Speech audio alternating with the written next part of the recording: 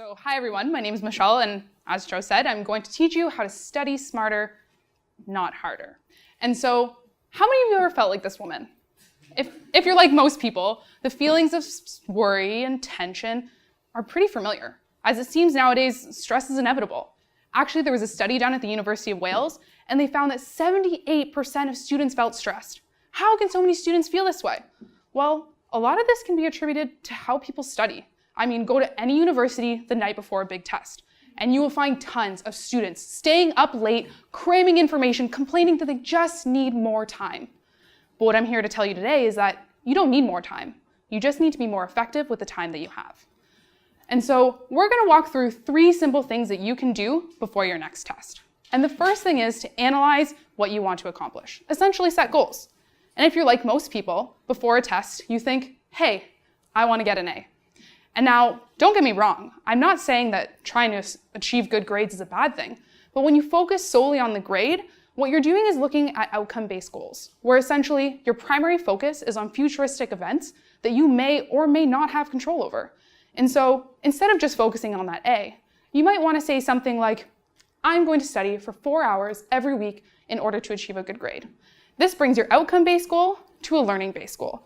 And with learning-based goals, you have much more control over your actions and behaviors in comparison to the future.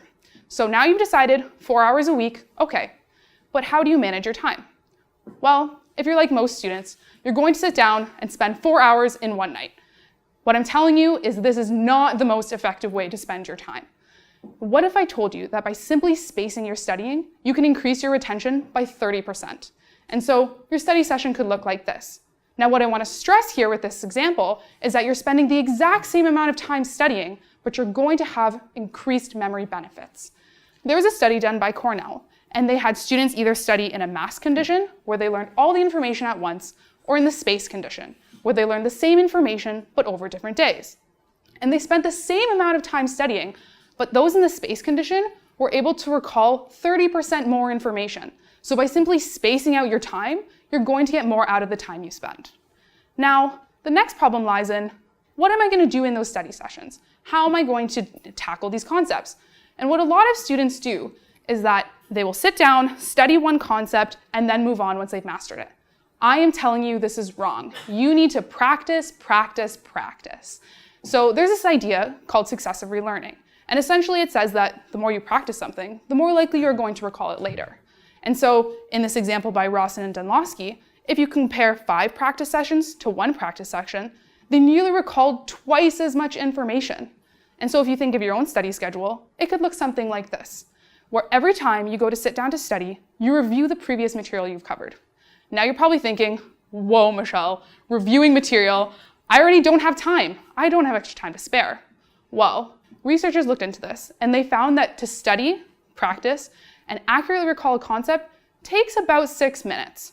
Now what's really cool is that the next time you go to review that concept, it's only going to take you 1 or 2 minutes. So when you look at your study schedule, you're really only adding a few extra minutes to get these huge memory benefits. If you practice something simply once more than you did before, you're going to increase your retention by approximately 20%. And so now you're probably wondering, how does this happen? How can practice do such a great thing for my memory? Well, this can be explained through the serial position curve, which essentially tells us that items that we practice near the y-axis are more likely to be recalled, as well as information that's most recent to us.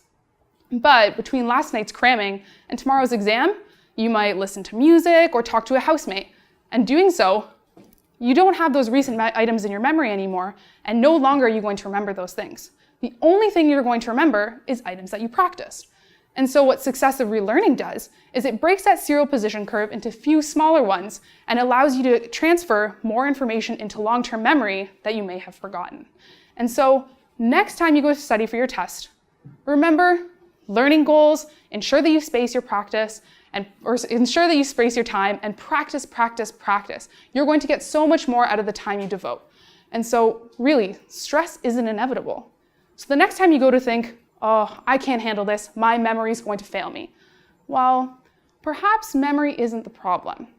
What it seems to be is that memory is this powerful machine, but most of us just don't know how to use it. It seems as though the machinery isn't the problem, it's the operator. Thank you.